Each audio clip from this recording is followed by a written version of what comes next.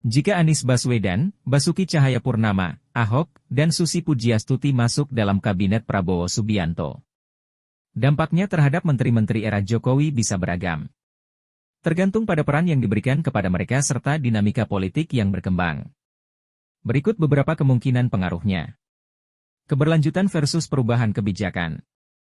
Anies Baswedan memiliki gaya kepemimpinan yang berbeda dari Menteri Jokowi, terutama dalam kebijakan publik dan komunikasi politik. Jika ia memegang posisi strategis, seperti Menteri Pendidikan atau Menteri Dalam Negeri, mungkin ada revisi terhadap kebijakan era Jokowi. Ahok, yang dikenal tegas dan blak-blakan, cenderung lebih sejalan dengan kebijakan Jokowi dalam sektor infrastruktur atau BUMN. Jika ia masuk kabinet Prabowo, ada kemungkinan kontinuitas kebijakan tetap terjaga, tetapi dengan pendekatan lebih keras. Susi Pujiastuti, jika kembali menjadi Menteri Kelautan dan Perikanan, bisa memperketat kembali kebijakan penenggelaman kapal yang sempat longgar di era Sakti Wahyu Trenggono. Ini bisa mempengaruhi kesinambungan kebijakan sektor maritim. Hubungan politik dan koalisi.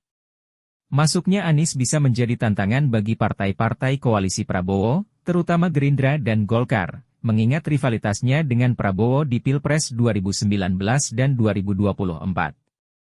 Ahok, meskipun dikenal dekat dengan Jokowi, tetapi memiliki hubungan yang kurang baik dengan PDIP pasca kritiknya terhadap manajemen Pertamina. Jika ia masuk kabinet, ini bisa semakin memperlebar jarak antara PDIP dan pemerintahan Prabowo. Susi, yang dikenal independen dan kurang terikat dengan partai politik, kemungkinan tidak banyak berpengaruh secara politik, tetapi bisa menarik perhatian publik terhadap kebijakan-kebijakan Prabowo. Dampak terhadap menteri-menteri Jokowi. Evaluasi dan pergantian menteri. Beberapa menteri Jokowi yang dipertahankan di era Prabowo mungkin harus menyesuaikan diri dengan pendekatan baru, terutama jika kebijakan mereka bertentangan dengan gaya kepemimpinan Anies, Ahok, atau Susi. Persaingan internal.